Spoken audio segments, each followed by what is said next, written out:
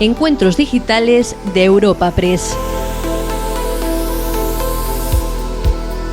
Arranca una nueva edición de los Encuentros Digitales de Europa Press para ofrecerte el primero de los 2 episodios dedicados a la jornada Seguridad y Defensa ante el Nuevo Orden Mundial.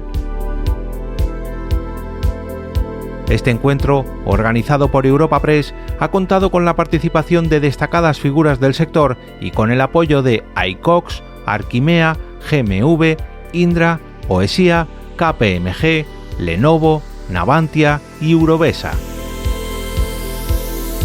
La jornada fue inaugurada por Asís Martín de Caviedes, presidente ejecutivo de Europa Press, y por Amparo Valcarce, secretaria de Estado de Defensa, quienes pusieron en valor el papel clave que juega la industria española en el actual contexto geopolítico. A continuación, escucharemos el primer panel bajo el título Autonomía estratégica, rol de la industria de seguridad y defensa, en el que intervinieron Héctor Casado, adjunto al director general de Estrategia e Innovación de la Industria de Defensa, Jesús Serrano, CEO de GMV, Manuel Escalante, CTO de Indra Group, Jorge Saiz, socio responsable de industria de KPMG en España, Cristina Abad, directora de sistemas de Navantia, y Salvador Álvarez Pascual, director de estrategia de Grupo OESIA. Moderando el panel podemos escuchar a Candelas Martín de Caviedes, consejera directora de Europa Press. Recuerda que en el próximo episodio podrás escuchar el segundo panel centrado en la innovación tecnológica aplicada a la seguridad y a la defensa. Todas y bienvenidos y bienvenidas a esta jornada que organizamos en Europa Press con el título Seguridad y Defensa ante el Nuevo Orden Mundial. Esta coletilla tiene, no se me oía, pues decía que esta coletilla tiene una enorme importancia porque es verdad que nuestro mundo se encuentra en una compleja encrucijada geopolítica, donde no cabe duda que el mundo se ha convertido en un lugar desgraciadamente mucho más peligroso en las últimas décadas.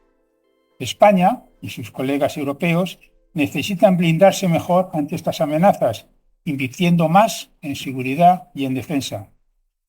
La pasada cumbre de la OTAN, la semana pasada, ha puesto de manifiesto que esto es una conclusión compartida, pero más allá del rearme, donde los porcentajes, ya sea el 5, el 3,5, 1,5, este debate, aparecen como un objetivo a cumplir en un plazo de 10 años, pero más como una referencia, porque, como se ha puesto de manifiesto por parte de la posición española, y confío que la secretaria estará de acuerdo con esta posición, la clave no está en el importe de la inversión, sino en el desarrollo de las necesarias capacidades militares para cada país en un esfuerzo coordinado.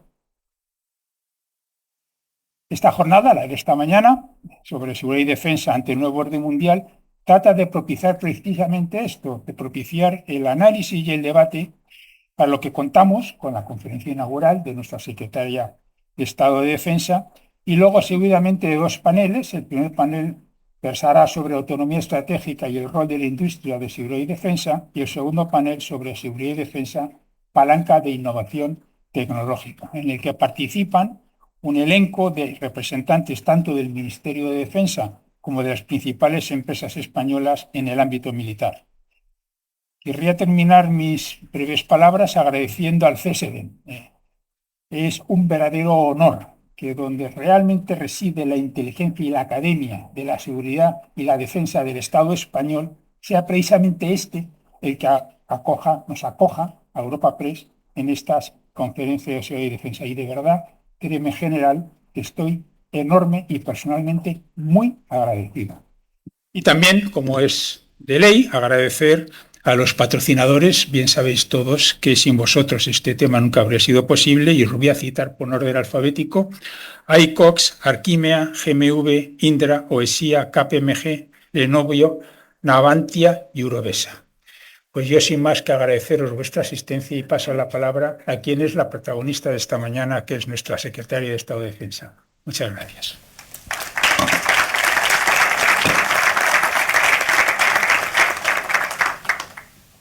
Muchas gracias, señor presidente de Europa Press, señor delegado del Gobierno en Madrid, señora secretaria de Estado, directora del CNI, señor jefe de Estado Mayor del Ejército de Tierra, director general de la Policía, director general de Armamento y Material, director general del CSTIC, consejero delegado de ISDEFE, autoridades, representantes de la industria de defensa, señoras y señores.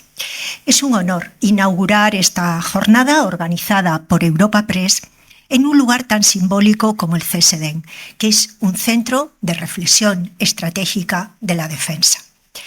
La guerra de agresión de Rusia contra Ucrania, la creciente inestabilidad en Oriente Medio con la crisis de Gaza, la tensión entre Israel e Irán, la volatilidad de la situación en el Sahel y el resurgimiento de amenazas híbridas y cibernéticas han consolidado un nuevo entorno geopolítico. En este contexto, España ha reafirmado su compromiso con la seguridad colectiva. La semana pasada, el presidente del Gobierno, don Pedro Sánchez, confirmó en la OTAN el compromiso de nuestro país con el objetivo de la inversión del 2,1% del PIB en gasto en defensa, y lo haremos ya en 2025. Y esto es de conformidad con los objetivos de capacidades acordados el pasado 5 de junio por los ministros de Defensa de la OTAN. Es una visión basada en el equilibrio entre el refuerzo de nuestras capacidades y la defensa de nuestro modelo social, económico y democrático. Una visión que apuesta por incrementar la inversión, por invertir con nuestros socios europeos y por hacerlo soberanamente, de forma eficiente, sostenible y coherente con nuestras prioridades nacionales, es decir, siempre buscando nuestra autonomía estratégica. Como ha señalado el presidente Sánchez, somos europeístas y atlantistas, pero la prioridad es la soberanía de España y la protección de los intereses de los ciudadanos españoles. ¿Qué hace España ante el nuevo orden mundial? Voy a tratar de responder al menos con 3 cuestiones. La primera, el refuerzo del compromiso internacional de España. Nuestro país participa actualmente en 16 misiones internacionales bajo bandera de Naciones Unidas, de la OTAN o de la Unión Europea. Nuestras Fuerzas Armadas están presentes allí donde se necesita preservar la paz y reforzar la estabilidad internacional, lo que demuestra nuestro compromiso con los principios del multilateralismo, la legalidad internacional y la solidaridad estratégica. En segundo lugar, la transformación industrial y tecnológica. La defensa del siglo XXI se construye con capacidades operativas militares, sí, pero también con conocimiento, talento e innovación. Por eso el Gobierno de España ha puesto en marcha el Plan Industrial y Tecnológico de Seguridad y Defensa. Un plan dotado con 10.471 millones de euros adicionales a invertir en este año 2025, con el objetivo de alcanzar ese 2% de inversión en defensa. Como digo, está dotado con 10.471 millones de euros, una inversión extraordinaria destinada a modernizar nuestras capacidades, a reducir dependencias críticas y a posicionar a la industria española como referente en el ámbito europeo y global. Este plan responde a una lógica de doble uso, es decir, civil y militar. Queremos que la innovación en defensa contribuya al desarrollo del conjunto del tejido productivo nacional. Quiero destacar algunas iniciativas como el sistema dual de comunicaciones que estamos desarrollando junto al sector espacial o el impulso del ecosistema de ciberdefensa en colaboración, por ejemplo, con el INCIBE, y que tienen aplicaciones directas tanto en escenarios militares como en la protección de infraestructuras civiles. Además, el plan contempla medidas específicas para potenciar no solo a las grandes industrias tractoras, que por supuesto, sino también a las pymes y a los nuevos actores tecnológicos no tradicionales, integrándolos en las grandes cadenas de valor y asegurando también un retorno equilibrado y sostenible de la inversión pública. Además, reforzará las capacidades operativas de las Fuerzas Armadas, porque este plan es para alcanzar las capacidades operativas que necesitamos. Y creo que hay al menos que citar algunos de los importantes compromisos que están en el plan y que estamos desarrollando en este momento. Más de 500 millones de euros para la reserva de munición, el reemplazo del buque de aprovisionamiento de combate Patiño, la modernización de los buques de asalto anfibios, la modernización de media vida de las fragatas F-100, el buque hidrográfico oceánico, el sistema de defensa antimisil para buques y el buque de guerra electrónica. La capacidad de entrenamiento avanzado de pilotos de caza con sistema integral de entrenamiento, los helicópteros multipropósito, la sustitución de los C-212, la maduración del sistema aéreo de combate del futuro, del FCAS, los radares de localización de fuego indirecto, los vehículos de cadenas multipropósito, el desarrollo industrial nacional de cara al futuro carro de combate europeo, el sistema obús autopropulsado, el desarrollo de un vehículo de combate de cadenas, el vehículo lanzapuentes de ruedas.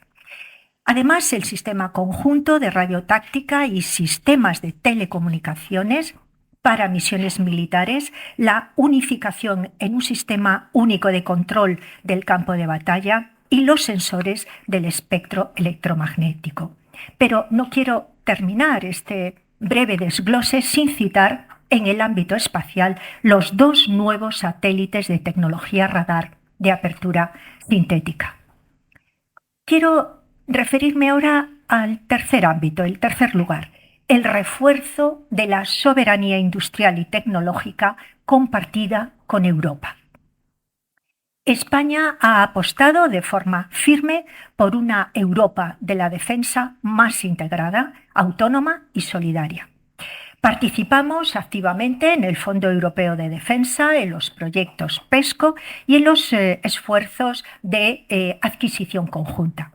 Defendemos la creación de mecanismos comunes de planeamiento, producción e interoperabilidad, porque entendemos que solo una Europa capaz de protegerse a sí misma será una Europa verdaderamente soberana. En este sentido, y quiero señalarlo, nuestro rechazo a compromisos de gasto desproporcionados no deben verlo más que como coherencia.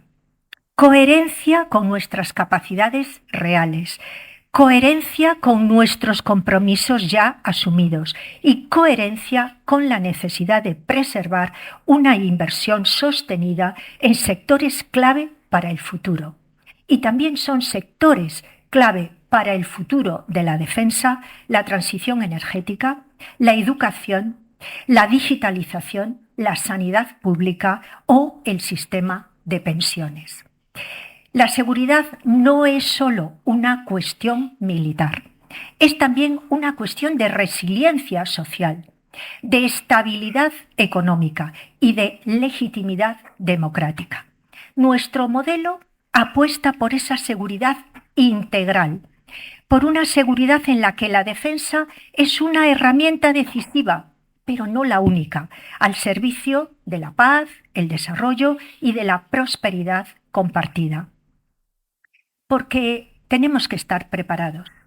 Porque si bien estar preparados es absolutamente imprescindible para disuadir cualquier amenaza, también debemos mantener viva la voluntad de construir un orden internacional basado en el derecho, en la cooperación y en la dignidad humana. No hay disyuntiva entre defensa y derechos. No hay disyuntiva entre defensa y bienestar. No hay disyuntiva entre seguridad y política social. No lo hay. Lo que hay es un desafío histórico, el de lograr que nuestras inversiones en defensa refuercen nuestra democracia, nuestra cohesión social y nuestra competitividad tecnológica. Solo así podremos hacer sostenible la necesaria inversión en defensa. Y en este desafío, España ha optado por una vía clara, la vía de la responsabilidad, la vía del liderazgo constructivo y la vía del compromiso con sus aliados. El compromiso con la OTAN ha sido fruto en La Haya de una negociación firme, rigurosa y leal. Hemos demostrado que es posible armonizar el deseo legítimo de reforzar nuestras capacidades operativas, y lo estamos haciendo, con la necesidad de preservar nuestro estado del bienestar y nuestra soberanía presupuestaria, que España mantenga la última palabra sobre sus decisiones presupuestarias. Quiero destacar algunos datos estadísticos elaborados por el Secretariado Internacional de la OTAN y que hemos podido conocer a raíz de la reciente cumbre de La Haya. Y merece la pena detenernos algún momento en estos datos estadísticos. Voy a hacer solo 3 bloques. El primero, tenemos que recordar que en 2018 España tenía un gasto en defensa del 0,93% del PIB. En 2024 hemos dedicado el 1,43% del PIB y en 2025 vamos a dedicar el 2%. Es decir, hemos duplicado nuestro gasto en defensa. Esto es lo que nos da credibilidad. En segundo lugar, 32 aliados conformamos la OTAN. Somos, España, el 8º país en tamaño de sus fuerzas armadas.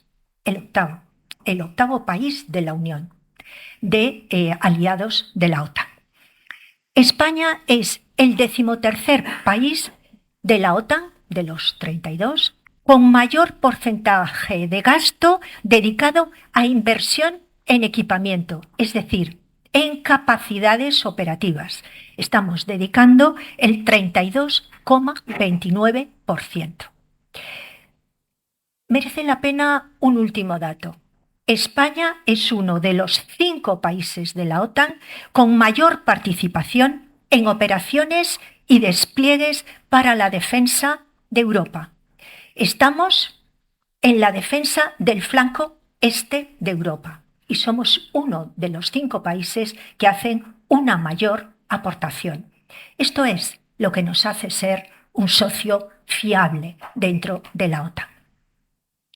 Pero, indudablemente, si estos porcentajes son importantes, sí que quiero señalarles que lo fundamental es resaltar la gran calidad y el talento de nuestros militares. Dato que es muy difícil de reflejar en estadísticas, pero que se manifiesta en su profesionalidad, su compromiso y su preparación en cada misión. Y también quiero añadir la importancia de nuestra industria de defensa, de nuestra base industrial y tecnológica de la defensa, que lo ha posicionado como el 4º país de la Unión Europea y el 8º exportador mundial. Su vocación de servicio, su capacidad de adaptación y su excelencia en el desempeño hacen que nuestras Fuerzas Armadas sean reconocidas internacionalmente como un ejemplo de eficacia, humanidad y dedicación. Son, sin duda, el activo más valioso con el que contamos y que aportamos como aliado serio, fiable y comprometido dentro de la OTAN.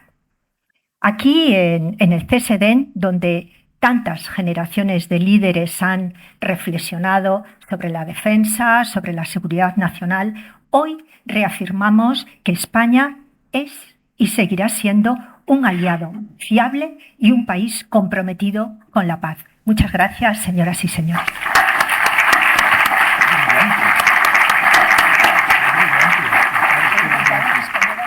Muy buenos días a todos. Vamos a continuar comenzando con esta mesa de diálogo, donde continuaremos muchas de las reflexiones que ya ha indicado la secretaria de Estado, la relevancia que tiene la autonomía estratégica, la soberanía operativa, tecnológica y el papel de la industria, que ha dejado bien claro la secretaria de Estado, con unos datos impresionantes, el 4º a nivel europeo, el 8º a nivel exportador, en un momento que es decisivo, que es clave para España y para Europa. Lo ha dicho también la secretaria de Estado: amenazas híbridas, crecientes tensiones geopolíticas, incertidumbre, y también ha quedado claro tras la cumbre de la OTAN: necesitamos invertir más, innovar más, depender menos, en un momento, en un desafío que ha dicho la secretaria de Estado que es histórico, pero también yo me atrevería a decir que es una oportunidad histórica a nivel económico, tecnológico e industrial. Y de todo esto vamos a hablar en esta fantástica mesa, que reunimos a un representante del Ministerio de Defensa y también a representantes de empresas de defensa líderes en España. Paso a presentarles de más lejos a más cerca de mí y ya luego entramos en faena.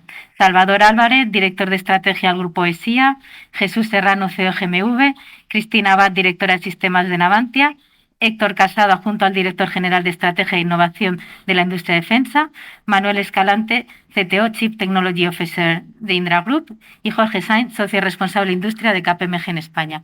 Muchísimas gracias a todos por estar hoy aquí con nosotros, y yo quería empezar preguntándole a Héctor qué papel puede y debe de representar España y su industria en la nueva arquitectura de defensa y seguridad que se crea post-cumbre de la OTAN. Bueno, muy buenos días. A ver, la secretaria de Estado, mi jefa, me lo ha puesto fácil. Me remito a lo que ha dicho ella, ¿no? Voy a entrar un poco más en algunas de las cuestiones. Como ha dicho la secretaria, el entorno geoestratégico y geopolítico ahora mismo ha cambiado muchas cosas. Estamos en un momento, yo creo que, de inflexión entre el sistema anterior que teníamos basado en reglas y con una bipolaridad anunciada hacia una multipolaridad que parece que se va, con diferentes escenarios, pero lo que está claro es que la defensa, precisamente en este escenario, las sociedades han vuelto a percibirla como una necesidad. Durante mucho tiempo decía Ursula von der Leyen que habíamos vivido los dividendos de la paz. Sin embargo, ahora nos damos cuenta que y eso lo tenemos muy claro en el Ministerio, que la seguridad no viene de fábrica. Y eso está muy bien dicho por la parte que le corresponde de la industria de la Dirección General de Industria y Defensa. ¿Por qué? Porque como la seguridad al final y la defensa es el guardar la casa común, que es nuestro Estado, que es España, y la Unión Europea. Y ahí la industria tiene un papel fundamental, porque la defensa de un país es tan fuerte como es su industria de defensa. No se trata de tener muchas cosas, de comprar muchas cosas, sino de tener las capacidades que nos permiten tener una autonomía y una soberanía estratégica. Y entonces tener una industria de defensa. Y la industria de defensa no es industria militar, única y exclusivamente. Aquí en los ámbitos de tecnología, los ámbitos de seguridad, el ámbito ciber, el ámbito espacial, todo eso conforma también la industria de defensa. Incluso, como dice el teniente general Iborra, el director general, hay muchas empresas que trabajan para la defensa y no lo saben. ¿Por qué? No, pero es que esto es verdad, porque muchos ámbitos de tecnología son duales. Hasta la Segunda Guerra Mundial, lo último que tenemos que se desarrolla primero en el ámbito industrial militar y pasa a la sociedad civil son el GPS e Internet. A partir de ahí, todo se desarrolla en el ámbito civil y pasa a ser usado por el ámbito de defensa y seguridad. Todas las tecnologías son duales. Entonces, tener una industria fuerte, resiliente, que esté con unas cadenas de suministro aseguradas, que seamos capaces, además de tener esa autonomía estratégica, es decir, que vamos a depender de los demás. No hay ningún país que pueda fabricar sistemas de defensa todos por él mismo. Todos son entornos colaborativos y por eso en Europa tenemos que unirnos. Pero lo que está claro es que tenemos que garantizar para la seguridad de nuestra nación que disponemos de unas empresas fuertes en materia de industria, y lo son. Tenemos grandes actores, en este caso puede ser Indra y otra en Navantia, la parte que nos corresponde evidentemente de Airbus, pero nuestro tejido empresarial, el 96% son pymes. Y es donde está gran parte del talento. ¿Y de dónde está gran parte de la innovación? Porque además en defensa, si no innovas, si eres el segundo en innovar, quiere decir que tu adversario ya está por delante. Aquí tenemos un problema. Entonces es muy importante el apoyo, desde, en este caso, el sector público, desde el Ministerio de Defensa, a que nuestras empresas sean fuertes, puedan contar con el apoyo además de, evidentemente, poder suministrar a los ejércitos españoles, pero también de exportar. No olvidemos que casi el 65% de lo que nuestras empresas fabrican se dedica a la exportación. Hace poco era de un 80%. ¿Y de qué baja la exportación? No, es que compramos mucho más dentro, es que hemos subido un 20% dentro. Ahí están los nuevos 10.400 millones, de hecho, que van en el plan que ha aprobado el gobierno. Es decir, cada vez tenemos unas empresas más potentes. Lo ha dicho la secretaria, somos el cuarto, nuestras empresas, porque decimos somos el país, no, nuestras empresas son el cuarto productor de sistemas de defensa de Europa y el octavo del mundo.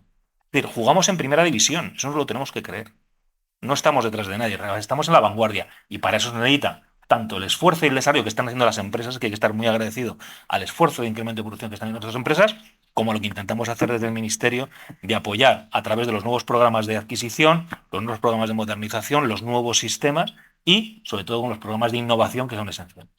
Pues Héctor, has mencionado estas capacidades en la tecnología dual, de eso me gustaría hablar mucho, y también la necesidad de crear entornos colaborativos. Ya me has ido sentando las bases de lo que seguro que será la conversación de esta mesa. Jorge, ha dicho Héctor que la defensa es tan fuerte como son sus capacidades. ¿Qué capacidades son, según vosotros, claves para reducir dependencias externas críticas, sabiendo que, como bien ha dicho Casado, no se puede estar en todo, pero cuáles serían las...? Pues efectivamente, y muy de acuerdo contigo, Héctor, en prácticamente todo lo que has dicho, y de hecho yo creo que has resumido bastante bien o compartimos la visión del tipo de capacidades, ¿no?, que hacen falta.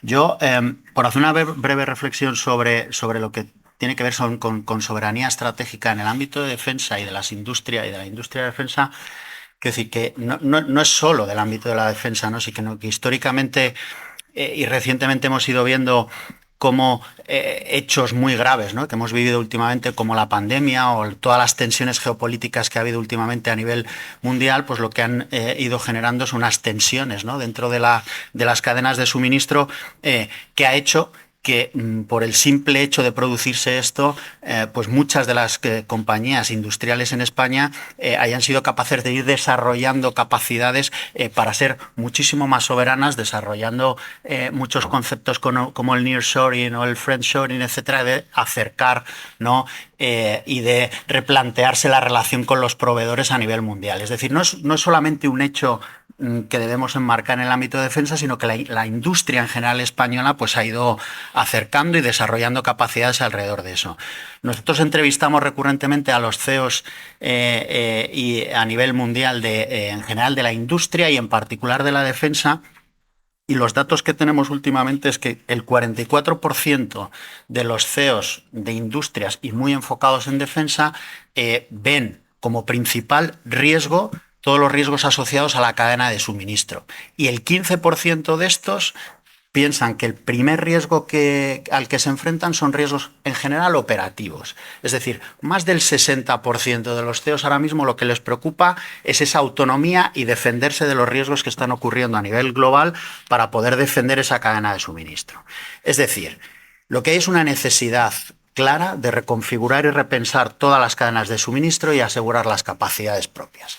En ese sentido, yo destacaría dos capacidades propias que claramente hay que desarrollar. Por un lado, la escala y la innovación.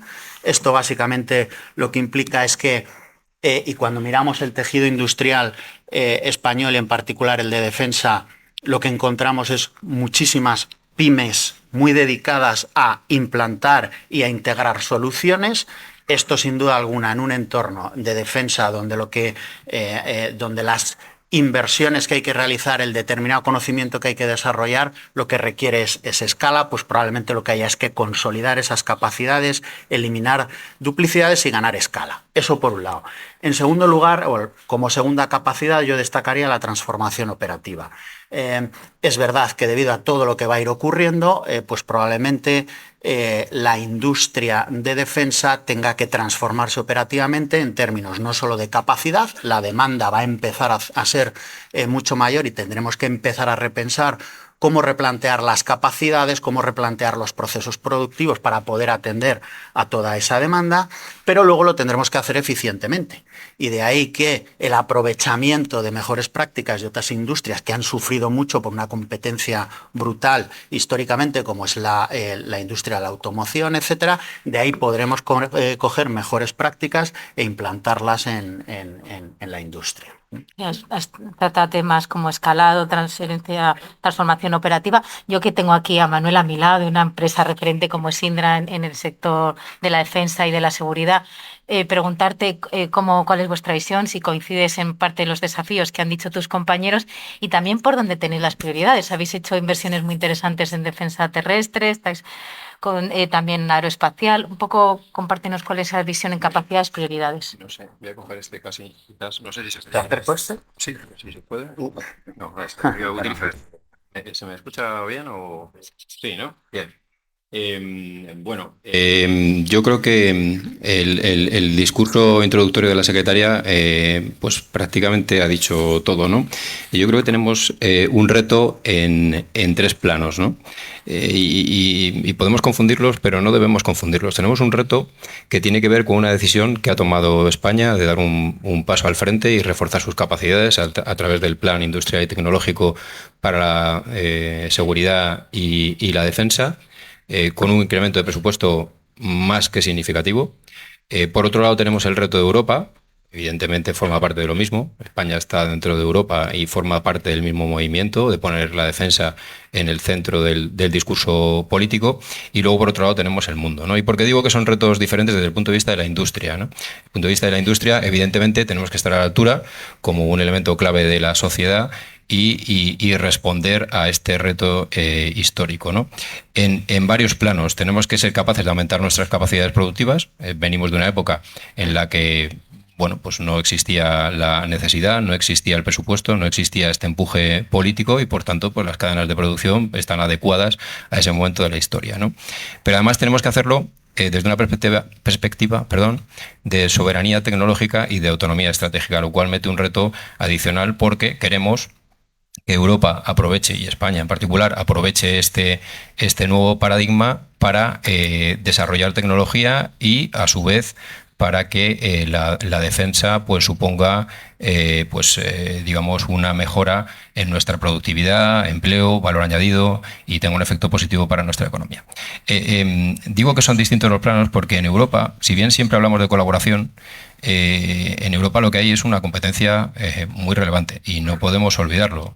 Y por tanto, creo que es muy importante que veamos que nuestra preparación en España, a través de este impulso de los programas especiales de modernización y otras iniciativas en marcha, tenemos que prepararnos para ser competitivos, para tener la mejor tecnología, para tener los mejores sistemas de armas, porque en Europa efectivamente va a haber colaboración, pero va a haber una competencia muy fuerte que no podemos obviar. Y luego, insisto, está el mundo, donde la demanda también está aumentando significativamente y tenemos que aprovechar de alguna manera todo este impulso para ser capaces de competir fuera, ¿no? Esto sería desde el punto de vista del plano, digamos, de demanda, ¿no? De demanda / negocio, ¿no? Y luego está el ámbito de la tecnología. Entonces, en el ámbito de la tecnología hay una reflexión, creo que muy importante también, ¿no?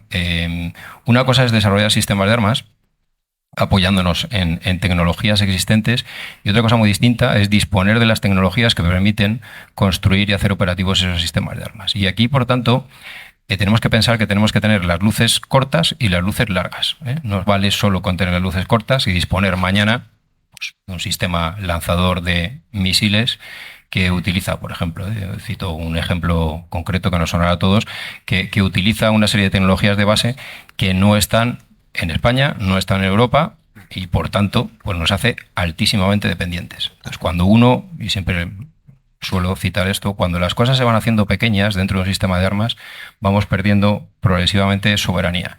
Y eso es algo que supone un reto muy grande y que creo que estamos ante la oportunidad de resolverlo. Cuando las cosas se hacen pequeñas, nos encontramos los transistores de alta movilidad electrónica, que son imprescindibles para las armas de energía dirigida, para las contramedidas, para la guerra electrónica, para los radares, o nos encontramos con capacidades de proceso, FPGAs, ASICs, elementos o sensores, y hablamos de sensores infrarrojos, ultravioletas, visibles. Todo eso, en general, está digamos, en menor medida en Europa y en mayor medida fuera de Europa. Y por tanto hay que aprovechar esa oportunidad. Y eso es para mí las luces largas, ¿no? Y por tanto creo que hay que aprovechar esta oportunidad que se nos brinda desde el punto de vista de la industria para que la soberanía sea verdadera y no digamos, digamos, superficial, ¿no? Que es el error en el que podríamos caer si nos puede la urgencia y no la estrategia. Evidentemente tendremos que satisfacer la urgencia, pero también tendremos que satisfacer en la preparación estratégica a futuro. Luego te voy a preguntar cómo se tiene esa visión larga, cómo se impulsa en la innovación, esas tecnologías duales, pero quería escuchar también a Cristina, en Avantia, cómo logramos la soberanía operativa que también ha indicado Manuel, cuando hay dependencias claras de componentes muy críticos todavía. ¿Cómo lo veis desde Navantia como plataformistas, integradores y líderes? Pues, ¿se me escucha bien? Bueno, pues yo creo que tenemos que asentarnos sobre varios pilares, ¿no? Uno de ellos, lo han mencionado todos mis compañeros de mesa, es la capacidad propia. En Navantia tenemos capacidad propia para diseñar y construir nuestras propias plataformas, nuestros propios buques, tanto submarinos como de superficie, como también sistemas de defensa, ¿no? Y lo hacemos no solo en una fase de diseño y construcción, sino también con un control exhaustivo durante todo el ciclo de vida del producto, lo cual es muy importante desde el punto de vista de la soberanía, ¿no? A todos los niveles, en todos los ejércitos. La logística es fundamental. Hay que garantizar la independencia en tiempos de crisis. Pero las capacidades críticas para la soberanía estratégica dependen en gran medida de la inversión que se haga en I+D. Manuel Escalante hablaba de esas luces largas, ¿no? De pensar hacia el futuro. El I+D es fundamental. En Navantia entendemos que la inversión en I+D es muy importante. En los últimos 5 años hemos invertido más de 540 millones de euros. Para hacernos una idea, en 2025 un 10% de lo que ingresamos lo convertimos en I+D. No solo para modernizar nuestras instalaciones, que es fundamental, sino también para adquirir esa tecnología necesaria para el futuro que comentábamos, ¿no? Es necesario innovar constantemente para que nuestros productos sean competitivos y para que podamos garantizar esa soberanía estratégica tan necesaria. Pero algo también fundamental, y continúo hablando del dominio naval, ¿no? Es el desarrollo de tecnologías críticas.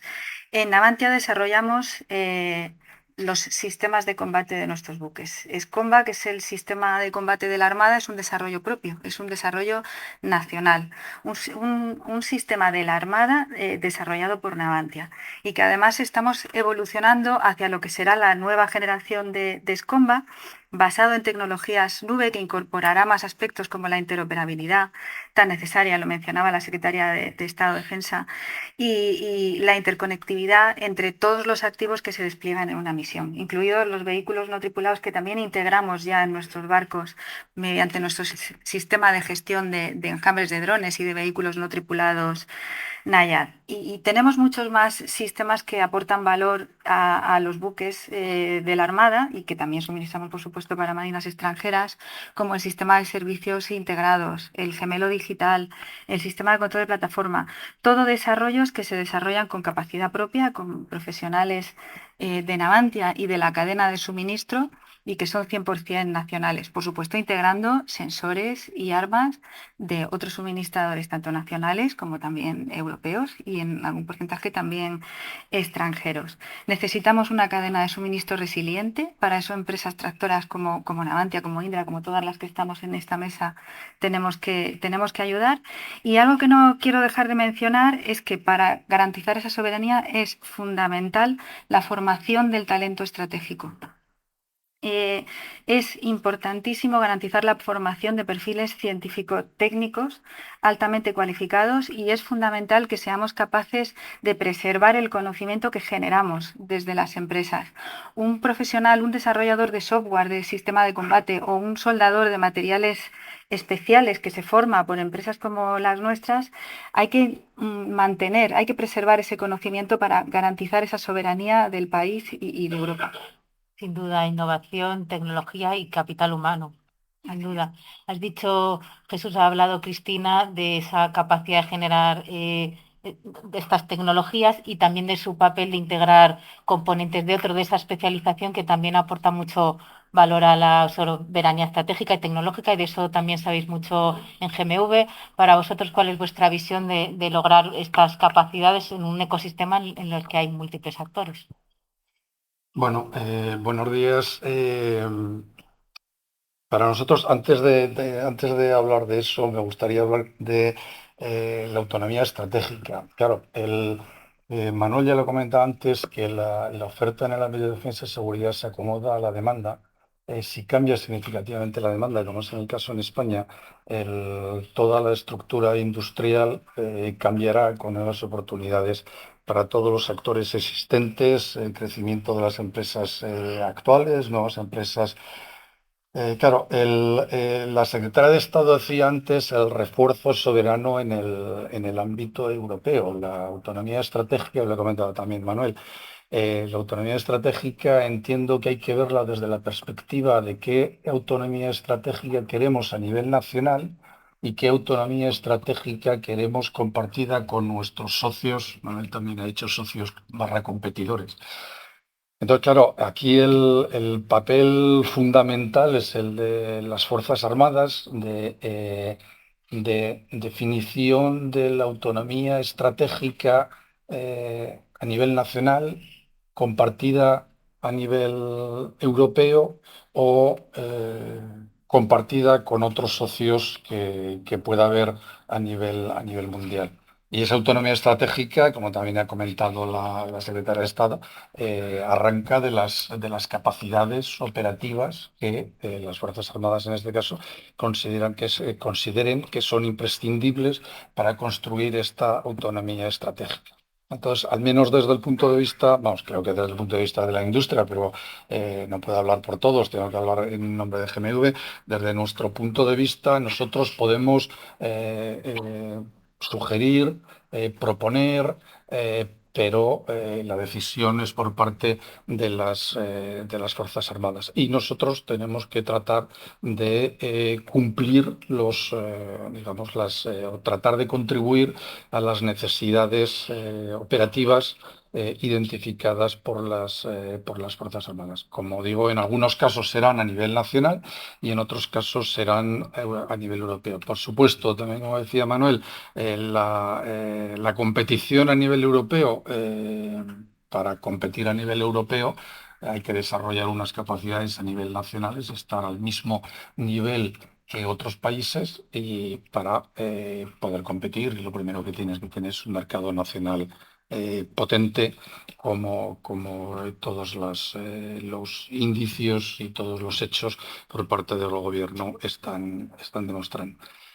En cuanto a tecnologías, yo creo que, vamos, es una obviedad que en el ámbito de defensa y seguridad, y lo ha dicho también la secretaria de Estado, es un ámbito muy tecnológico, con tecnologías de uso dual, en unos casos de defensa y spin-off de tecnologías a otros sectores, y en otras ocasiones, más recientemente, hay spinning de tecnologías de otros sectores al ámbito de defensa que tenemos que tratar de potenciar y de utilizar para reforzar al máximo las necesidades operativas de nuestras Fuerzas Armadas, que al fin y al cabo ese es el objetivo fundamental. La tecnología es un habilitador o un facilitador para el objetivo fundamental, que es las necesidades operativas de las Fuerzas Armadas.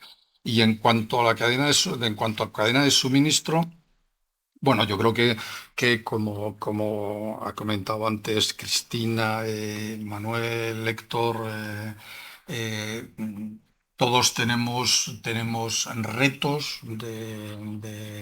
de crecer en capacidades productivas, en utilizar nuestras tecnologías actuales, en desarrollar nuevas tecnologías partiendo de las necesidades actuales.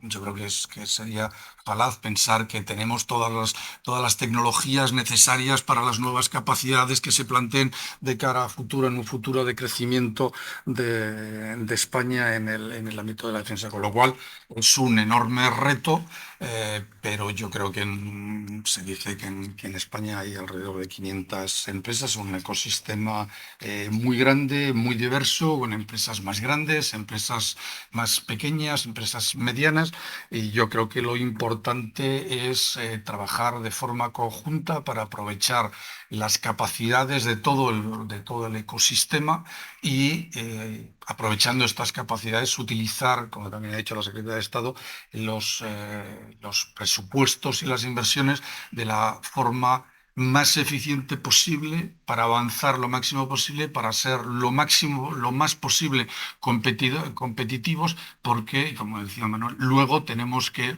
actualmente ya, no luego, salimos a Europa y tenemos que ser competitivos. Y si eres competitivo, pues en Europa puedes ganar, y si no eres competitivo, pues...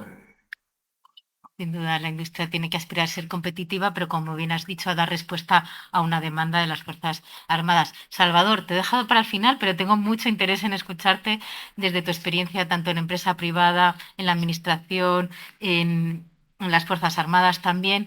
Desde toda esta visión, ¿cuáles serían esas capacidades y tecnologías críticas? ¿Cómo avanzar en esta soberanía operativa? Pues muchas gracias, Candela. Tengo un problema, es que no puedo compartir cierta información por haber estado en los dos lados. No, primero quería dar las gracias a Europa Press y al CSD por invitarnos, por darnos esta posibilidad de exponer a las diferentes empresas de este ecosistema cuáles son nuestras capacidades, nuestras intenciones, nuestra reflexión sobre el tema. Yo creo que hay que empezar, el hecho de que el Grupo ESIA esté aquí en esta mesa sentado, creo que es importante dar a conocer cuál ha sido, cómo hemos llegado hasta aquí. Es decir, hablamos de tecnologías, hablamos de innovación, hablamos de capacidades, pero quizás es algo que desde el Grupo ESIA se empezó hace tiempo, es decir, no ha surgido como consecuencia de este tsunami presupuestario que previsiblemente va a venir nacional e internacionalmente, y eso se basa en el concepto de tratar de esto que hemos hablado de autonomía, estrategia, España, con sistemas, con capacidades, con equipos que pueda utilizar. Al final, la autonomía o sea soberanía, depende del grado de actuación, lo que permite es dar libertad de acción. Libertad de acción para emplear esos sistemas en la seguridad, en la defensa, en la aplicación de los intereses nacionales. Yo creo que en este sentido hemos ido desarrollando esas capacidades bajando a tecnologías incipientes que lo serán en el futuro, como la fotónica, como la cuántica, que no darán resultados inmediatos, pero que estamos como estábamos en los años 90 con la electrónica y la microelectrónica. Eso nos ha permitido tener esas diferentes tecnologías o invertir. ¿Para qué? Para generar capacidades. Y esas capacidades tienen un fin, y es conseguir un producto que sea operativo, que sea usable y que proporcione una ventaja comparativa. ¿Cuáles son las ventajas que quieren las Fuerzas Armadas? Ventaja, superioridad en el enfrentamiento. Eso es fácil de decir, eso es una frase, pero implica muchas cosas. Implica la capacidad de obrar, la capacidad de actuar, la libertad de acción y la superioridad tecnológica. En este sentido tenemos ese tipo de filosofía, y en esa hiperespecialización ha sido donde nos hemos focalizado. ¿De acuerdo? En este sentido, en este nuevo cambio de paradigma o en este cambio de escenario geopolítico que todos conocemos bien, quizás hemos pasado de unos 10-15 años a tener unos presupuestos muy limitados. Las empresas competían por un trozo de ese presupuesto, y creo que hemos pasado a un estadio en el que va a haber abundancia de medios, de alguna forma, nacional, internacionalmente, por diferentes medios. Y debemos pasar a un estadio o a un esquema mental de cooperación y colaboración. Igual, es una palabra que es fácil de decir, pero las empresas tienen sus intereses y no siempre necesariamente están alineados con las de las demás o con la administración. Pero es importante esta palabra, colaboración. Desde la Secretaría de Estado se viene insistiendo en la colaboración, pero la colaboración hay que orquestarla, no es algo que se dé por hecho. ¿De acuerdo? ¿Para qué? Estamos hablando de autonomía, necesitamos autoridad de diseño, necesitamos desarrollar capacidades que nos permitan esa libertad de acción, y necesitamos hacerlo de una forma ordenada y escalada. Al final estamos hablando de proteger nuestra sociedad, de nuestro modelo social, nuestro modelo de sociedad occidental, y eso significa tener seguridad para proteger. Yo se lo decía a mis hijos cuando eran pequeños: ¿pensáis que todo esto de salir a la calle, que haya respeto, seguridad jurídica, que enciendas la luz y funcione, que cojas un medio de transporte, que tus propiedades las que cuente un niño, estén garantizadas en el colegio, en el que... Y ellos pensaban en su mente, yo creo que muchos adolescentes incluso ahora lo piensan, que eso es gratis, que es algo dado. Ese es el cambio de trasfondo. Eso no es dado. Y ese es lo que tenemos. Y esa superioridad tecnológica se consigue, lo que consigue es esa disuasión, para evitar precisamente en la medida de lo posible el enfrentamiento. Y si llega el momento de que toca la trompeta, pues estemos preparados. Otro de los puntos claves en este escenario es la hiperespecialización. No podemos, sobre todo en el ámbito de las pequeñas y medianas empresas o medianas empresas, no podemos ir a todos los frentes. Es imposible. Tenemos que decidir. Y esa decisión en qué capacidades o en qué tecnologías invertir es una decisión que implica un riesgo de no acertar, pero hay que hacerlo. Los programas europeos, se ha hablado también, es una vía muy importante. Todos los que están sentados en la mesa, que ya tienen algunos años, recordarán la etapa del Eurofighter, del A400, del Tigre, NH90 y puedo seguir. Es decir, son programas de muy larga duración que atrayeron a mucha ingeniería. La ingeniería se pega a los programas. Es decir, la ingeniería se pega a los programas que duran 30, 40 años o más, algunos más de 50.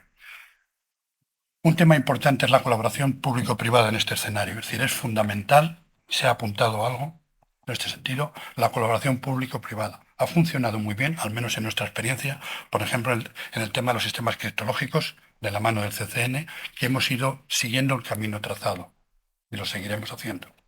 Pero también es importante que las empresas tengan conocimiento de cuáles son los requisitos, las necesidades y la visión de las Fuerzas Armadas y de la Administración.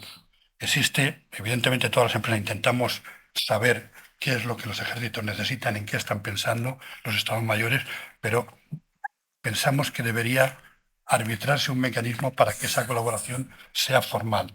Es decir, que realmente seamos capaces de un alineamiento estratégico con los ejércitos, sin saber qué están pensando, qué sistemas para dentro de 10, 15, 20 años.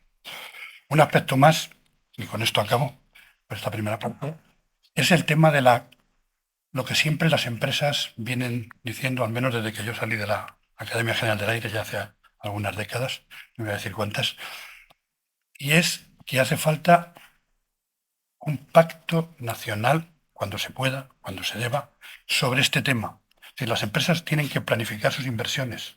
Este es un tema recurrente en muchos debates. No se puede planificar una inversión de este tipo, que son de ciclo largo, si no se sabe si el año que viene va a estar en el presupuesto o no.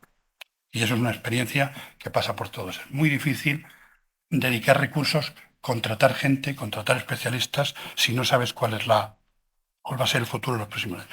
Y ya el último. Hay efectivamente dos planos, como se ha mencionado. El plano largo, tendremos que desarrollar la industria para que dentro de 5 o 10 años tengamos una industria fuerte, competente, cadenas de suministro, como se dice ahora, resilientes y resistentes, y que realmente puedan competir en Europa con todos los demás actores. Pero también hay un plano corto, y el plano corto es mañana. Estamos viendo, y son lecciones aprendidas, de momento no tenemos perspectiva en el tiempo, lo que está ocurriendo en el este de Europa, en que la relación o el coste-eficacia de los sistemas de armas está siendo con pequeños, baratos y rápidos en desarrollo sistemas de armas, neutralizan sistemas de armas de muchos millones de dólares o de euros. Eso tenemos que hacerlo. Y eso requiere una agilidad enorme en transferir las necesidades operativas de los operadores al diseño, a la mesa de diseño y a la producción de un sistema. Y ahí interviene probablemente la otra gran pata, que es el ámbito de mejora que tenemos en la regulación normativa, todo el tema contractual, todo el tema de las leyes, que también lo ha puesto en manifiesto Europa en su libro blanco, por cierto, y que tenemos que agilizar, porque si no, para cuando tengamos esa capacidad en el campo de batalla, es muy probable que haya cambiado. Lo acabamos de ver con los drones dirigidos por un cablecito, por una fibra, que han cambiado otra vez la relación entre la defensa antiaérea y el ataque. Bueno, Salvador, me has abierto muchas líneas de debate, de conversación. Además, iba mirando ya a Héctor y digo, de aquí le voy a preguntar algunas cosas. Has mencionado colaboración, coordinación hiperespecialización, has hablado de financiación. Yo quería empezar preguntándole a Héctor cómo fortalecemos estos entornos de colaboración público-privada, también estos ecosistemas en los que también ha adelantado la Secretaría de Estado.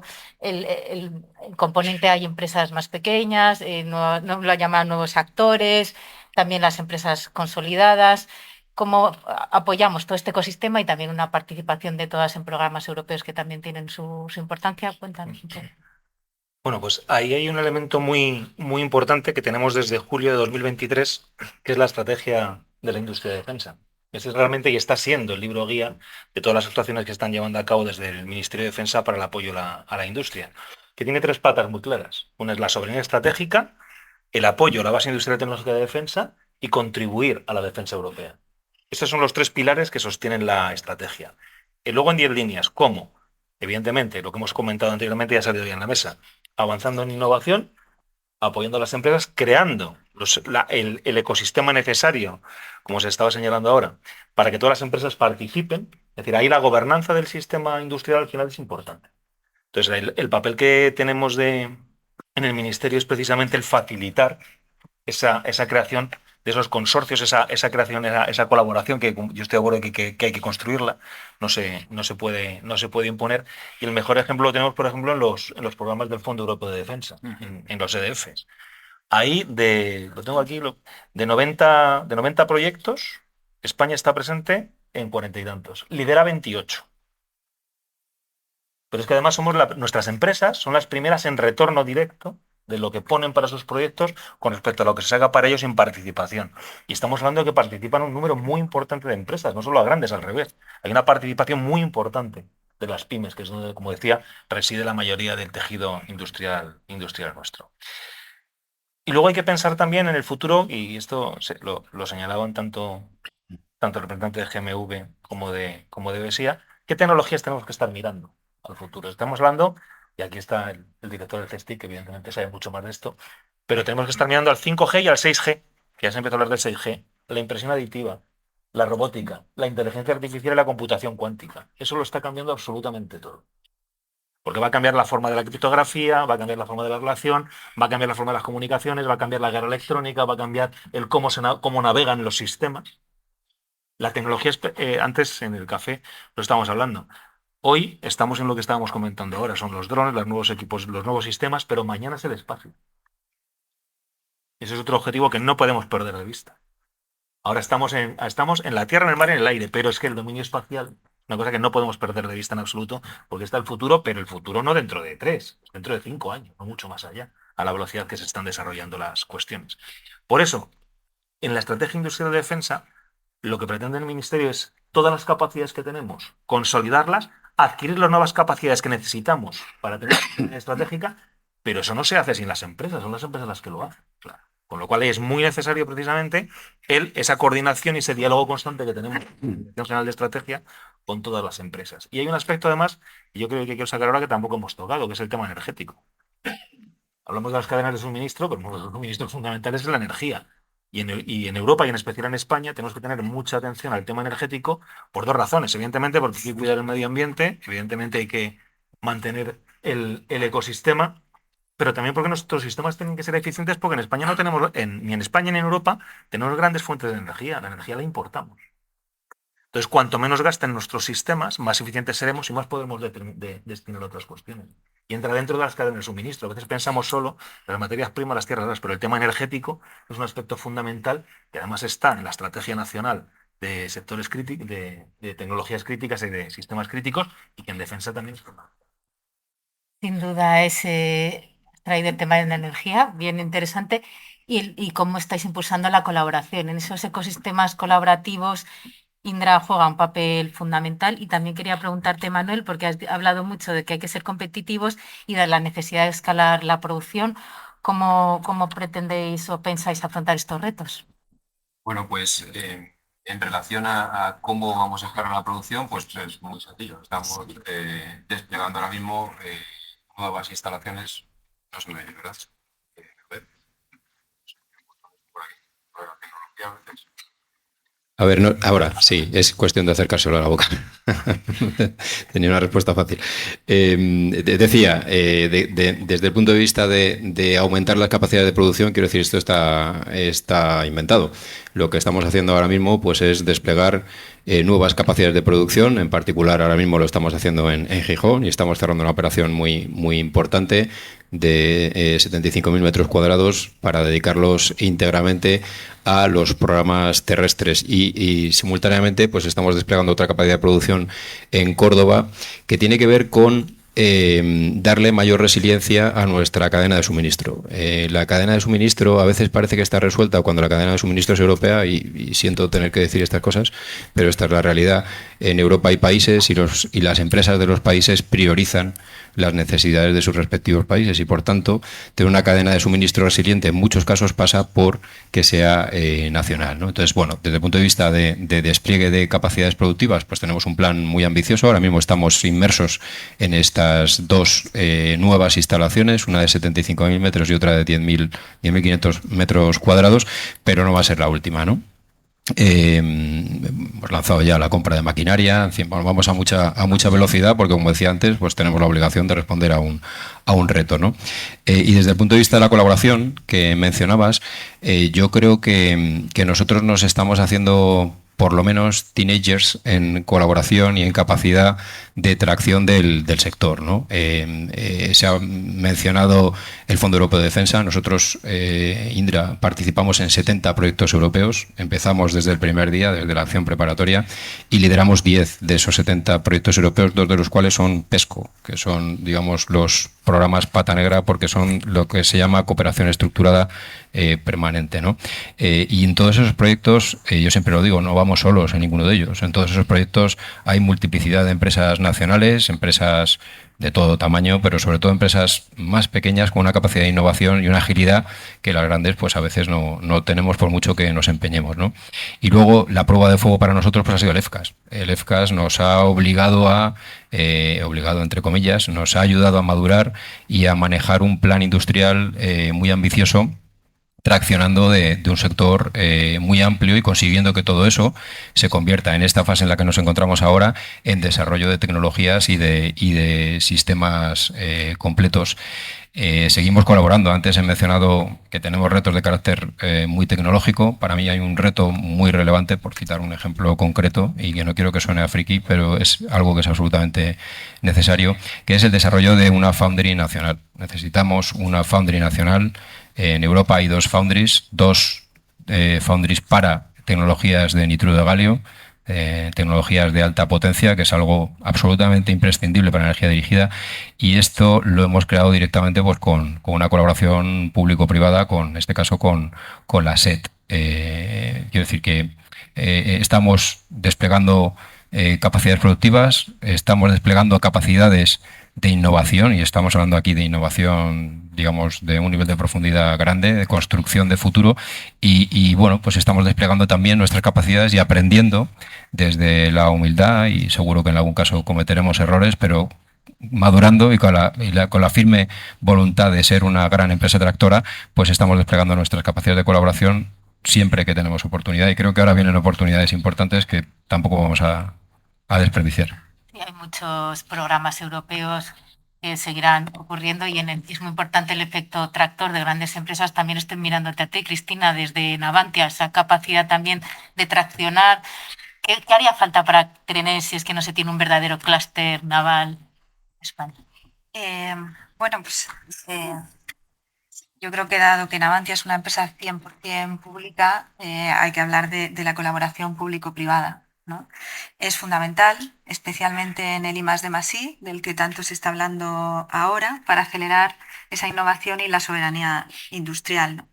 Esto permite compartir riesgos y además maximizar el retorno social de lo que hayamos invertido, ¿no? En el caso de Navantia apostamos por las tecnologías duales que están relacionadas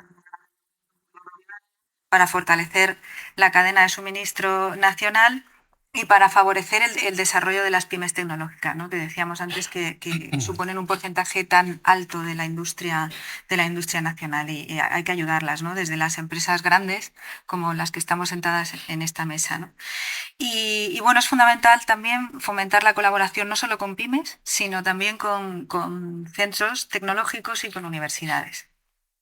Programas tecnológicos importantes y tractores como las fragatas F-110 o el submarino S-80 son ejemplos de cómo se puede traccionar desde empresas como las nuestras a industrias. Este tipo de programas incorporan tecnologías de más de 500 empresas nacionales, ¿no? Al margen de que, como mencionaba antes Manuel, pues también tenemos que contar con sensores y armas de otros países europeos. Eso, bueno, es así. Pero traccionar a empresas, a pymes, con esa colaboración público-privada para aumentar esa soberanía nacional es fundamental. Por tanto, esa colaboración no es solo deseable, es estructural, ¿no?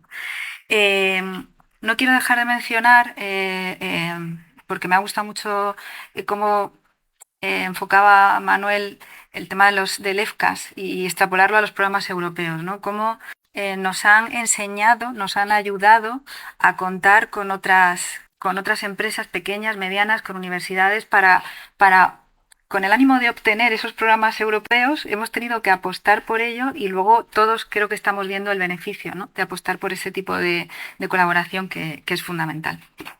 Y Jesús, vosotros también habéis participado, hablaba tanto Cristina como Manuel en el EFCAS, con el SATNUS, también tenéis una gran experiencia con tecnologías duales. Cuéntanos un poco qué aprendizajes, qué lecciones aprendidas y mejores prácticas querrías compartir con la industria. Bueno, en nuestro caso no son lecciones aprendidas de ahora, refuerzan lo que llevamos aprendiendo desde hace 40 años, que es cuando GMV se fundó para un primer contrato en el ámbito espacial, en el ámbito de la Agencia Espacial Europea, con lo cual en nuestro caso, desde que éramos bebés, se puede decir, nos hemos desarrollado en un ámbito de colaboraciones, no solo a nivel nacional, sino a nivel europeo.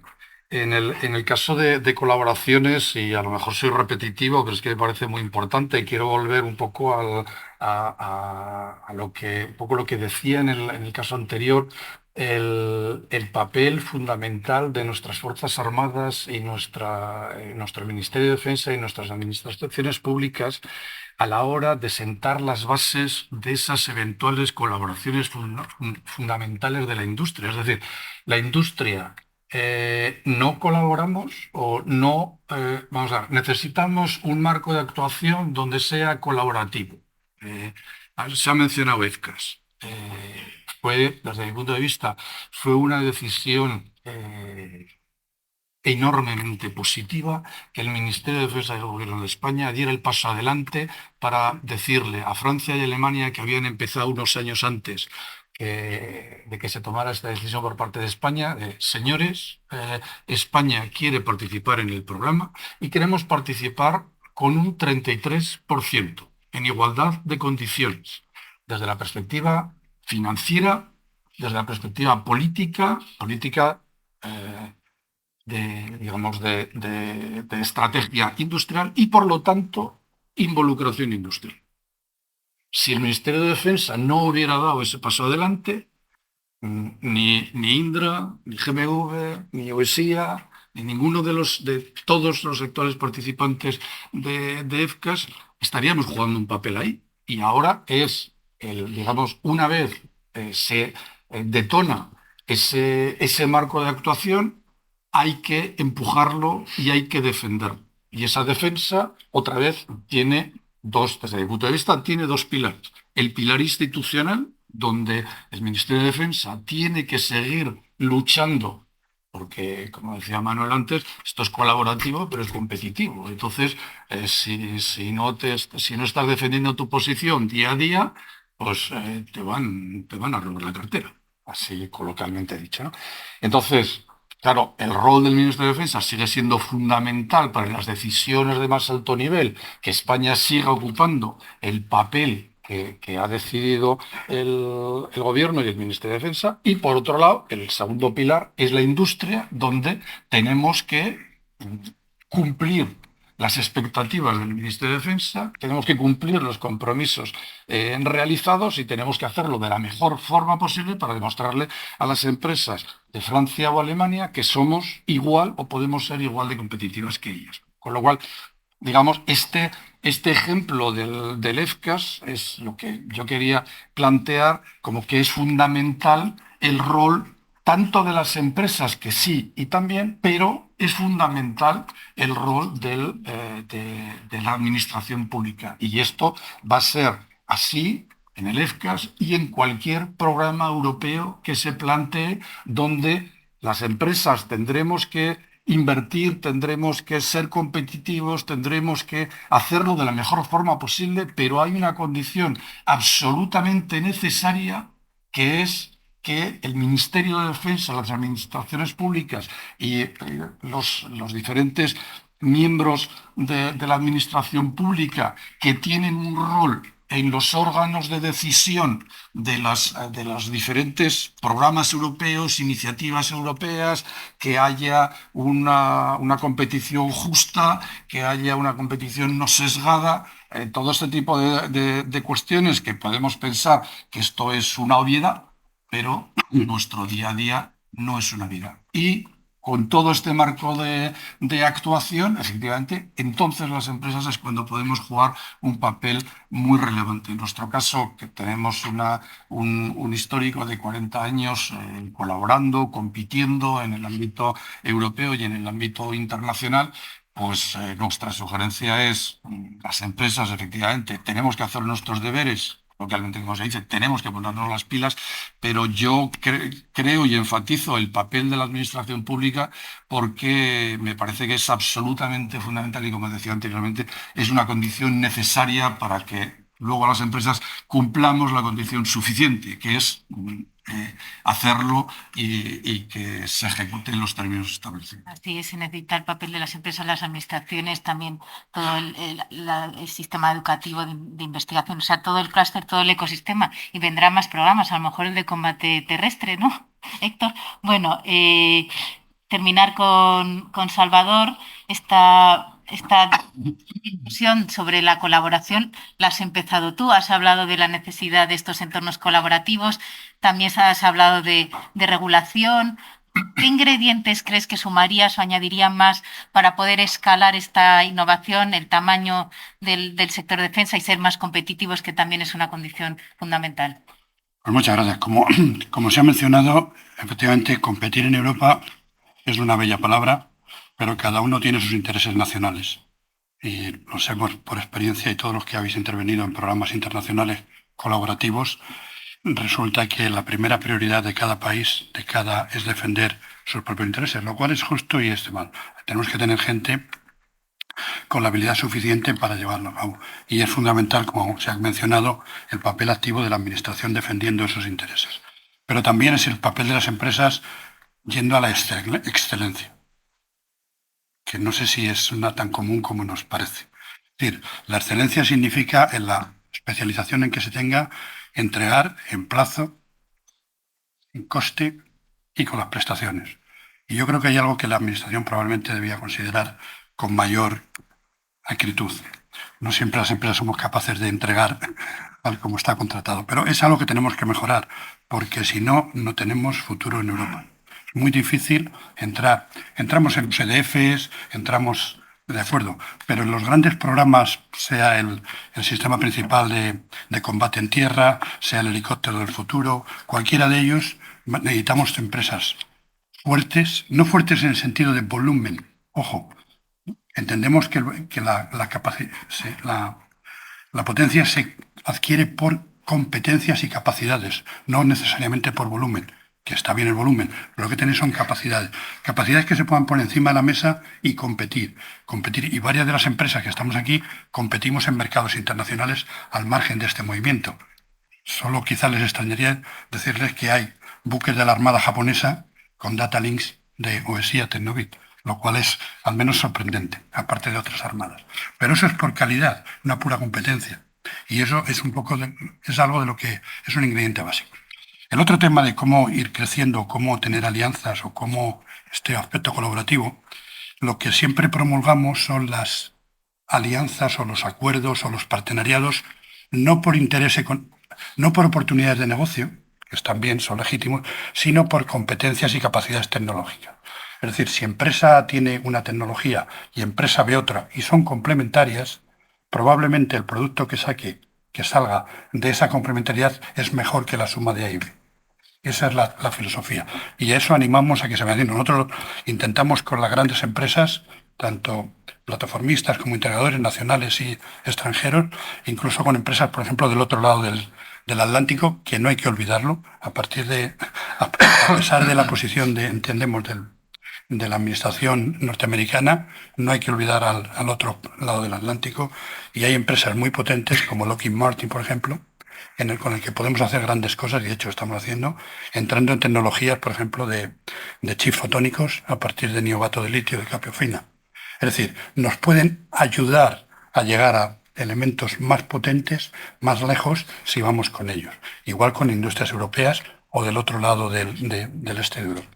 En definitiva, esta es la palabra, yo creo, cooperación leal, que no es poca esa palabra, ese adjetivo, es muy importante, para realmente aunar capacidades, probablemente bilateralmente, empresa a empresa o varias empresas, y llegar a producirlo. Se ha mencionado el tema del FCAS.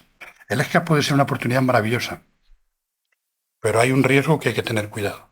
Y es que al final de los años de esa tecnología, cuando pasen los años, lo que hay que generar, y ese es el reto de las empresas tractoras, es que generen capacidades en toda la cadena de suministros.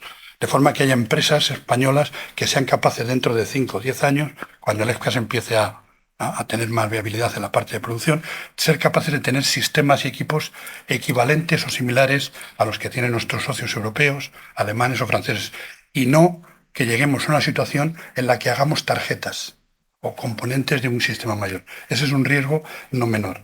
Y lo que realmente entendemos es que hay que promocionar el que las empresas españolas, sean las que sean de ese ecosistema, sean capaces de tener sistemas que puedan competir, puedan decir, esta es mi panoplia, esta es mi cartera de productos en electrónica, en cifra, en comunicaciones, en cualquiera de las otras tecnologías, en sistema de armas, en radar, radiofrecuencia fotónica, pero que tengamos capacidades completas. Si no, estaremos en unas condiciones. Pero yo estoy seguro que lo vamos a poder hacer porque talento tenemos. Muchas empresas, sobre todo las pequeñas, es curioso, donde están los mayores ejes de innovación es en pequeñas empresas de 25 o 30 personas. Lo que pasa es que le falta músculo financiero o músculo corporativo. Y ese es el papel, quizá, de las grandes empresas, facilitar esa armonización y esa capa. Me encanta porque siempre me traes los temas que voy pensando en la cabeza de preguntar, me los vas introduciendo y ya están muy cortos de tiempo, pero aprovechando que tengo a Jorge KPMG aquí, sí que le quiero preguntar, también si quiere añadir algo a lo que han dicho la mesa de colaboración, pero preguntarle por financiación. Se está hablando más recientemente, antes la financiación era la tradicional, el ministerio, pero ahí hay otras potenciales fuentes de financiación alternativas que también ponen en relieve la importancia que está adquiriendo este sector. Cuéntanos un poco. Totalmente. Es verdad que primero hablar de financiación aquí es importantísimo porque efectivamente los volúmenes que todos tenemos en mente que se van a mover pues requieren de hablar de financiación. Normalmente, efectivamente, solo se habla de financiación pública y hemos hablado largo y tendido sobre el Fondo Europeo de Defensa y otros muchos mecanismos que se han ido lanzando, pero es verdad que de alguna forma merece mucho la pena hablar de otras alternativas que se están desarrollando internamente dentro del sector. Yo creo que como primera idea es importante resaltar históricamente y en términos de capital privado y en términos de fondos de capital riesgo enfocados en temas de defensa, era un tema tabú. De hecho, muchos fondos de este tipo, incluso en sus estatutos, tenían prohibidos invertir en temas de defensa. Esto es algo que desde hace unos años hacia acá se ha roto y efectivamente es algo que se ha abierto prácticamente a todos los fondos de capital privado, lo cual yo creo que es una buenísima noticia.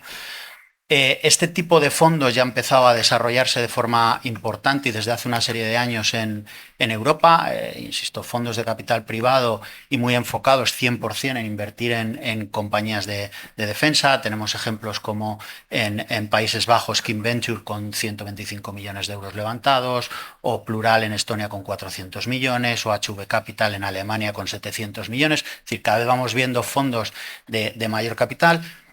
creo que en un momento dado ellos pueden jugar un papel muy importante a los que otros no pueden llegar, como es proporcionar una agilidad enorme, ¿no? A la hora de ver una idea, identificarla e invertir de forma muy rápida sin pasar por todo el proceso burocrático, administrativo, etcétera, que muchas veces retrasa todo el proceso de decisiones. Incluso permite también entrar en etapas muy tempranas donde, bueno, a lo mejor alguien tiene una buena idea y es necesario capital para financiarlo. Bueno, pues ahí en entornos más de venture capital ellos pueden entrar de forma muy potente, y yo creo que ellos aportan mucho en ese contexto de que la elevadísima fragmentación que hay ahora mismo en España y la escala que requiere la industria. Nosotros tenemos informes que nos dicen que en torno al 80% de las compañías dedicadas a este sector facturan menos de 10 millones de euros, ¿no? La consolidación es obligada para ganar escala y, por tanto, poder hacer inversiones buenas en tecnología y más de, etcétera. Este tipo de fondos son expertos en comprar compañías, consolidarlas y sacar y extraer el máximo valor de ellas, ¿no? España no es ajeno a este movimiento y hemos visto cómo, bueno, históricamente TICO, Defense and Security and Defense, operando en toda Europa, ya ha ido haciendo muchas cosas, ¿no?, dentro de España, pero otros fondos como Hyperion, muy enfocado en temas de Deep Tech y soluciones duales, ya levantó en su día 150 millones de euros, y ahora hemos escuchado recientemente como Nazca, también con inversión por parte de CDT, pretende levantar en torno a 500-600 millones de fondo. Sinceramente, creo que estos fondos o este tipo de capital privado alternativo van a ser un actor clave en el desarrollo del mercado de defensa, sin duda. Es otro exponente del potencial que tiene sin duda la oportunidad que refleja este sector. Estoy súper fuera de tiempo, pero sí quería cerrar la mesa preguntándoos que dijerais una frase con mucho sobre cómo veis el futuro y si veis que estamos preparados para hacer frente a los desafíos que ha comentado la secretaria de Estado y que han ido saliendo a lo largo de la mesa. Empezamos, si no de más lejos a más cerca a mí. Salvador, ¿cómo es el futuro? ¿Estamos preparados? Estamos preparados, pero no somos autónomos en cuanto a esa preparación. Es decir, hace falta la acción de la Administración, muy clara, muy de cerca. Para eso probablemente es el momento de pensar en una agencia, no sé si de adquisiciones, de defensa, precisamente para poder mover y movilizar toda esta estructura. El pacto de Estado cada vez es más necesario, aunque llegará un momento cuando sea oportuno. La regulación hay que, de alguna forma, afrontarla. Y la política de consolidación que se ha hablado es importante por la fragmentación, pero hay que tener claro y una reflexión sobre cómo es esa política, qué se espera de esa política de consolidación y hacia dónde vamos, para que realmente tengamos las Fuerzas Armadas españolas en 10 años, la que realmente queramos y la que se oriente todo este esfuerzo. Gracias. Jesús. Yo la frase que diría es: España tiene que ocupar el lugar que le corresponde. Esto implica tanto desde la perspectiva financiera como desde la perspectiva de la administración pública, el Ministerio de Defensa, como desde la perspectiva de la industria. Todos tenemos que trabajar para que España ocupe el lugar que le corresponde. Tina. Bueno, yo coincido con Salvador en que estamos preparados. Creo que es fundamental contar con planes estratégicos y estar bien dirigidos. Y bueno, contamos, en el caso de Navantia, pero creo que todos, contamos con una capacidad demostrada para ejecutar programas estratégicos, generar valor industrial, traccionar la cadena de suministro y contribuir a reforzar esa autonomía de país y de Europa. Dejo esto para el final, Manuel. Sí, bueno, pues hablando de futuro, yo creo que somos una industria que siempre ha sido ávida de futuro, siempre ha sido ávida de trabajar en el futuro. No se han dado totalmente las circunstancias hasta la fecha, ahora se dan las circunstancias y vamos a trabajar muy duro por el futuro. Y hay un tema que creo que es importante, y es que tenemos que trabajar con las luces largas. Tenemos que satisfacer el corto, pero que tenemos que trabajar con las luces largas, porque eso va a construir los cimientos de la verdadera autonomía estratégica y soberanía tecnológica. Sí, me voy a reiterar bastante en, yo creo, mensajes que habéis ido lanzando, pero efectivamente yo creo que España tiene una base sólida, pero debe, sin lugar a dudas, acelerar su transformación, reiterar el tema de la excesiva fragmentación en algunos verticales del tejido industrial de defensa en España, y que por tanto hay que acelerar y transformar y llegar a consolidar para tener tamaño y poder ser mucho más grandes en ese sentido, y por otro lado transformar operacionalmente con un objetivo claro que permita eficientar notablemente las producciones, ¿no? Héctor, cerramos contigo. Bueno, pues siempre es complicado cerrar, pero yo quería puntualizar solo dos cosas. Ahora mismo hay una claridad estratégica y de mentalización social, tanto en Europa como en España, única desde hace muchísimos años en materia de defensa. Y España es un gran país en materia de defensa y nuestras industrias son muy punteras en materia de defensa. Y esto no podemos dejar de aprovecharlo. Y tenemos que estar ahí. Como decía antes, estamos en primera división. Y lo tenemos claro, en el ámbito europeo, en el ámbito español y en el ámbito industrial. Y no podemos olvidar al final, que trasluce a todo lo que hemos dicho en la mesa, para qué estamos aquí tanto el Ministerio como las empresas, que es dar a nuestras Fuerzas Armadas lo que necesitan, cuando lo necesitan y en la cantidad que lo necesitan. Y ese es nuestro trabajo. Y es un trabajo común que tenemos que liderar desde el Ministerio, pero que sin las empresas, como digo, son punteras, es imposible. Pues muchas gracias. Con estas fantásticas reflexiones damos por terminada la mesa. Muchísimas gracias.